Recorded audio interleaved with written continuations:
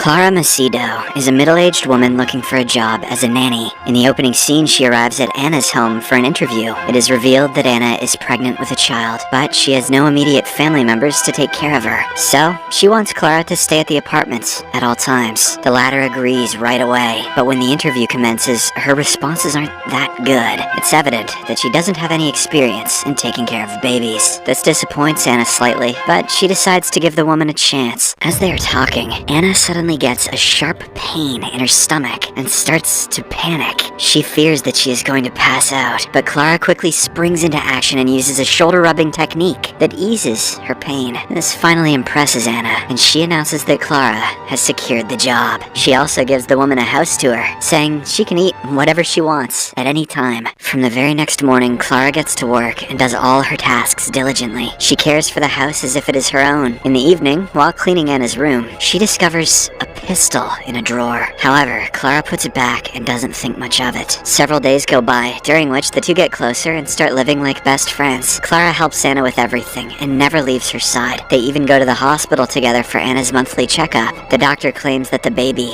is a boy and is perfectly healthy, much to her delight. A few days later, Clara walks up to Anna drinking and dancing alone. The latter reveals that it is her birthday, but none of her family members have called her. It turns out that Anna was supposed to marry a man, but she got pregnant with someone else's child. Her father brought her to the city, forcing her to get an abortion, but she refused to do so. Since then, her mother, along with all of her family and friends, have cut ties with her. Her wedding also got canceled and she moved to the city. Anna says that she doesn't care about them anymore, but Clara senses her sadness. The two then talk for a while and drown their sorrows. At her next doctor's appointment, Anna is informed that her blood pressure is higher than usual, so she should cut meat from her diet. Following that, Clara only cooks vegetarian meals for her. She also checks Anna's blood pressure every day to make sure she is healthy. One night, Clara leaves Anna on her own for the first time and goes to get a drink. When she returns, Anna is in front of the refrigerator looking for something to eat. As she gets closer, Anna starts to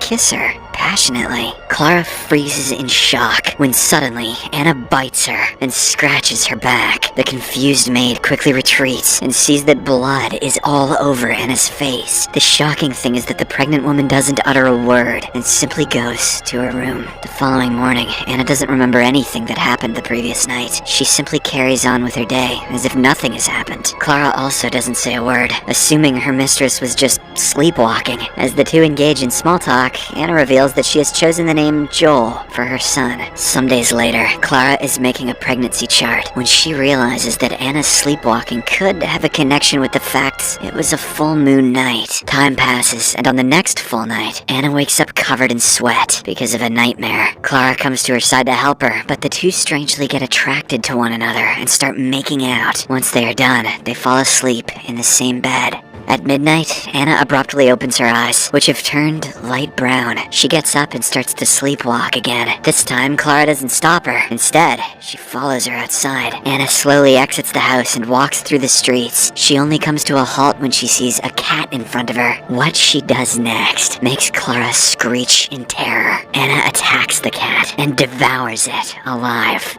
The next morning, she once again doesn't remember a thing and acts as if everything is fine. But Clara knows that she is dangerous and can pounce at any time. So, in order to keep Anna at bay, she cuts her palm and pours blood into her breakfast. The pregnant mistress devours the dish in an instant, claiming it is delicious. She appears to be drawn towards flesh and blood. After a while, Clara finally brings up Anna's sleepwalking habit and reveals that she attacked her last month. This makes Anna burst into tears, so Clara decides to not talk about the cat. She then explains that these things are common during pregnancy, and it will eventually go away. I don't know about that one. At night, Clara pours flour around Anna's bed so that she can know if she sleepwalks. But to her delight, she wakes up in the morning and notices that the flour hasn't moved. Clara is now sure that Anna doesn't have any sleep disorder, and she only sleepwalks on full moon nights. Later that day, the two sing a lullaby together. As they talk, Anna opens up about the father of her son. She was on vacation last year when she met a man named George. She instantly felt drawn to him, and at the end of the night, went on a drive with him. The two got intimate with each other, but the next morning, she woke up alone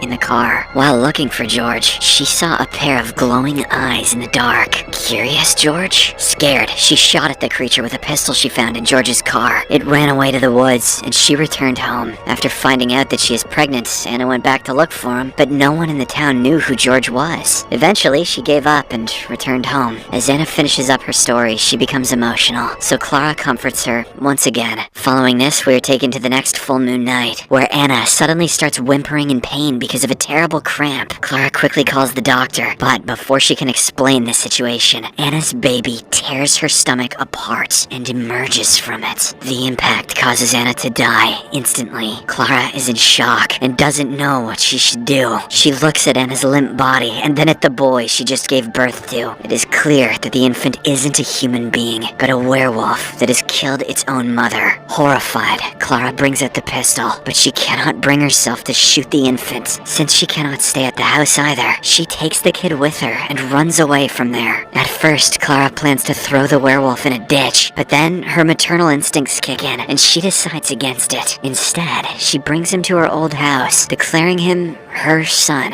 The movie then jumps to 7 years later. Clara has named the boy Joel, as per his biological mother's wish. To suppress his werewolf urges, she has never fed him any kind of meat. Clara also loves him like her own son, and is living a happy life. However, on every full moon night, she locks him in a secret room, with his hands chained to the wall. The following day, Joel always has a body full of hair and long nails like a werewolf, but they shave everything off and pretend like nothing happened. They have kept this a secret from the rest of the world. Yet, the kid is curious by nature. He always asks Clara about his biological mother, but Clara dismisses the matter, saying that she found him by a river. One day, Clara has to leave for urgent work, so she asks her landlady, Amalia, to babysit Joel for the day. Unfortunately, the innocent woman notices that Joel is skinny, so without asking anyone, she makes him chicken. The boy consumes it without any hesitation, despite the fact that he is having meat for the first time. When Clara returns home at night, she shockingly sees Joel with a picture of Anna. He apparently found it in her belongings, and is now questioning her about the person in the picture. Clara nervously makes excuses, saying that she was about to tell him the truth. She then reveals that Anna is his mother, who died while giving birth. Hearing this, Joel becomes upset as he was lied to for this long. Unlike his usual nature, he then starts getting aggressive and yells at her. "I don't want to go to my room!"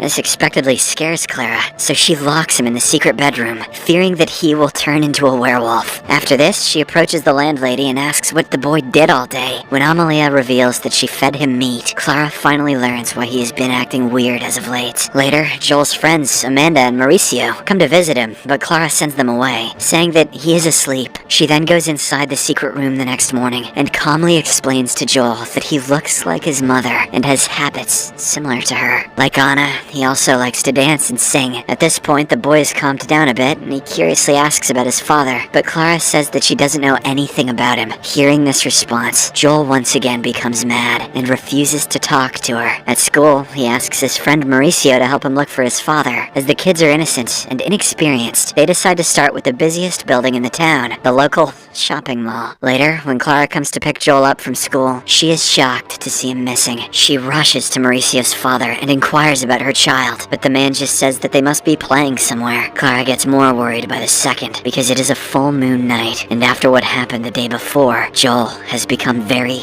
dangerous. One of her neighbors suggests that Clara call the police immediately, but she doesn't do it, fearing their secret would be revealed. On the other hand, Mauricio and Joel hide inside the mall until it closes, then get out to look for his father. However, since it is a full moon night, Joel unexpectedly turns into a werewolf and attacks his friend. Mauricio tries to run away through an elevator, but he is eventually caught. The poor boy is then torn into pieces and devoured completely by the beast. Later at night, Joel returns home, still in his werewolf form. When Amalia sees him, she becomes frightened and assumes that he is possessed. However, Clara mentions that Joel is a werewolf and that this is his true form. When Amalia still doesn't calm down, Clara injects her with an anesthetic and knocks her out. The danger is averted for the moment, but Clara knows that she cannot stay in the house for long, so she decides to run away with Joel first thing in the morning. Unfortunately, the messed up boy foils her plans once again as he locks her in the secret bedroom and heads out. The entire day, he carries out his usual routine by attending his classes and hanging out with his friends. At night, he goes to Amanda's place to dance with her. The two have a wonderful time, and it appears as if they are in love with each other. However, their happy moment comes to an abrupt end when Joel begins to transform. At the same time, Clara is finally freed by a stranger. She runs to get her son and finds him about to attack Amanda. Without any hesitation, Clara shoots the werewolf in the leg and brings him back home. However, as she's dressing his wound, several angry locals surround the house. They have learned that the boy is a werewolf and that he is the one who took Mauricio's life. As the locals bang on their door, Clara and Joel hold hands, preparing to face them together. The movie ends as Joel lets out one final